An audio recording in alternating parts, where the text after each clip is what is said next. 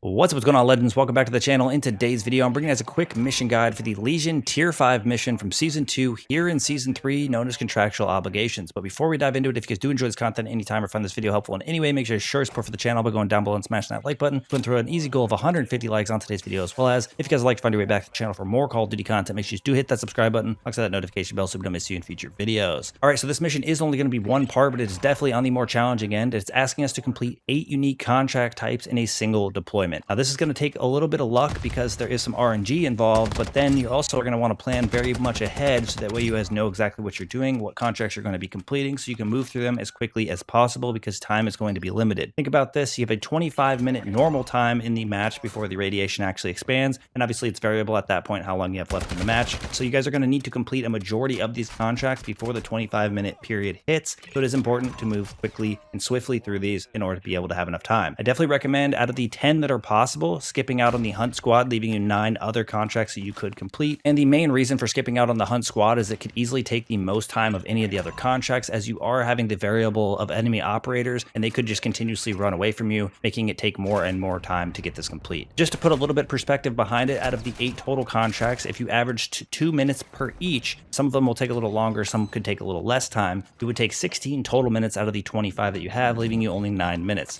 So if you are including the travel time, let's just say it takes a minute to get to each individual contract, that's going to add a total of 8 minutes to the 16 minutes at an average of 2 minutes per contract, putting you at 24 minutes. So that's really close to the 25-minute mark where the radiation will begin to expand. So you guys are going to have to move really quick. Like I said, some of these could take almost 3 minutes just depending on the RNG, and of course there is the luck of where is the contract located, and once you grab it, where is the rest of the contract going to be as well. So some of the HVTs, you could grab that and immediately the guy's going to be across the street. You can maybe pull that off in 30 seconds. Sometimes with the intels, you guys can plan ahead, have one of your teammates maybe go to the top of the radio tower in the area. That way you guys can grab the laptop and immediately they can obviously upload the data. There are definitely some things you can do to eliminate time on some of these contracts, but there are some contracts that you can't do much about because, like the raid weapon stash, for example, you guys can get to the locations quicker, but you can do nothing in order to increase the speed of the raid weapon stash opening itself. So there are some obvious obstacles that you will face when you're going to try to complete this mission. You guys are going to just want to eliminate as much obstacles as possible. You're not going to want to challenge any operators. You're going to want to go directly this moment that you spawn in to the closest contract you can. You're going to want to continue moving to whatever contract you haven't completed that is closest. All you can do is get to these contracts as quickly as possible. So definitely getting yourself set up with a nice vehicle can be extremely helpful because you're going to need to go all around the map. Now, if you guys are in Al Mazrah City, there's definitely a good chance that you can get a majority of the contracts in that area, but you also have to keep in mind that other operators are going to be completing contracts as well. So some of the contracts that you're going to be looking to do might disappear off the map as you're going through them. That's another thing that is pretty frustrating with this, is you guys could get through 7 of the total contracts that are required, get to your 8th contract and not have one of the contracts that you need available as they are no longer on the map, or maybe in some cases you guys are running really low on time and the radiation has expanded and pushed into an area which you guys needed to go to get a contract. I definitely want you guys to keep in mind you can utilize a durable gas mask to stay in the gas for a significant amount of time, so it could be worth it, especially if you guys are pushing it on time, to go into the gas, grab a contract, or grab a contract that's going to be in the gas, then continue to complete that mission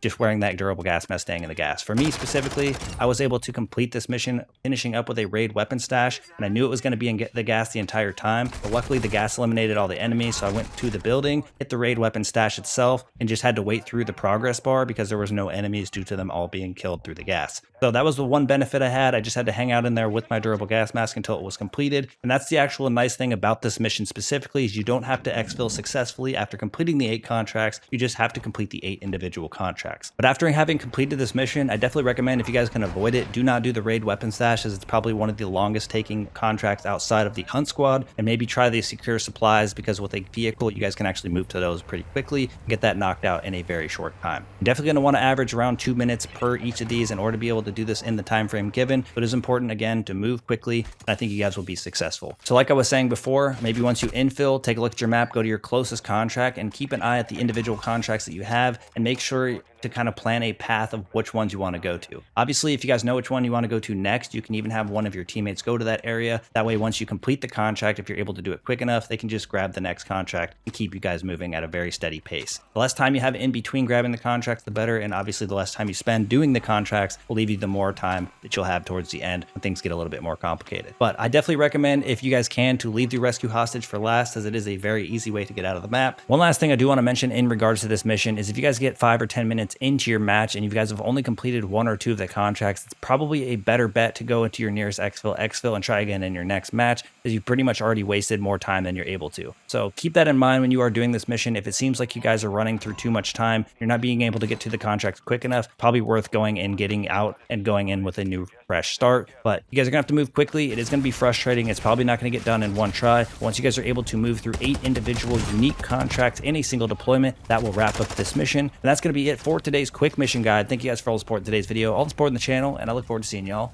in the next one. Peace.